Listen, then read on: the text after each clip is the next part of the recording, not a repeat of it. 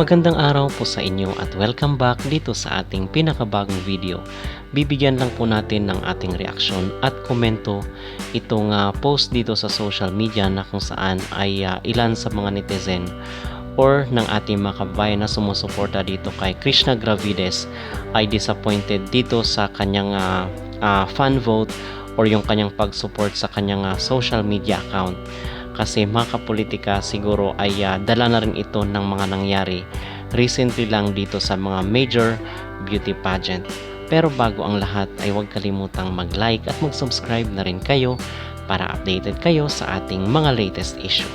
At tumingi nga po ng suporta itong ating kababayan na si Krishna Gravides at yung kanyang mga supporters na kung saan ay dapat na po nating i-download daw yung app ng Miss World para doon ay i-follow natin si Krishna Gravides. But unfortunately po ay hindi po ganoon ka-boost ang kanyang support mula sa ating mga kababayan at sa mga beauty pageant supporters ni Krishna Gravides, gayong nasa pang 11 and then ngayon is nasa pang 9th place na lang ito. So malayong malayo doon sa mga support na nakuha ng ating mga beauty pageant candidates in the past few years, like for instance especially doon kay Michelle Marquez D, na kung saan ay nag-boost talaga tayo ng ating effort, panahon at the same time financial.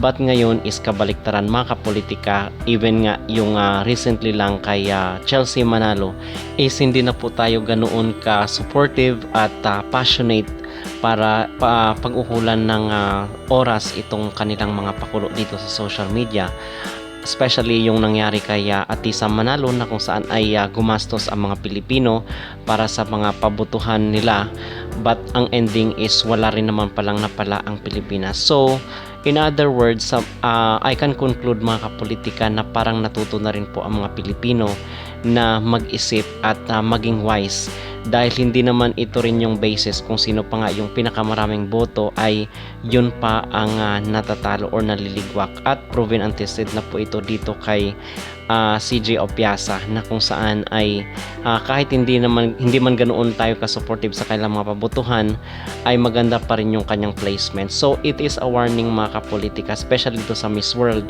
na ilang beses na tayong nilaglag, ay sana makapag-isip-isip sila na mga Pilipino ay natuto na sa mga ganitong gawain. So ngayon ay nakikiusap ang mga supporters ni Krishna Gravides na dapat daw ay mag-download tayo ng app. But I don't think na binibili or Filipinos are buying this mga pakulo, dahil hindi naman ganoon ka-supportive ang mga Pinoy, and in fact nasa pang 9th place lang siya.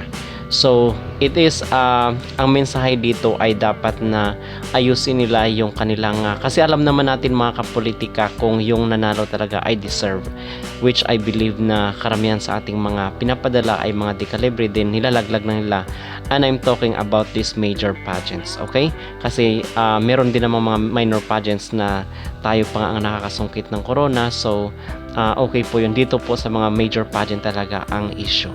So ano ang inyong mag-reaction dito mga kapolitika? Sa tingin nyo ba ay natuto na talaga ang mga Pinoy dito sa kanilang mga pinanggagawa, na kung saan kung gaano tayo ka-supportive, ayon din po ang panahon na nilalaglag nila ang ating mga kandidata?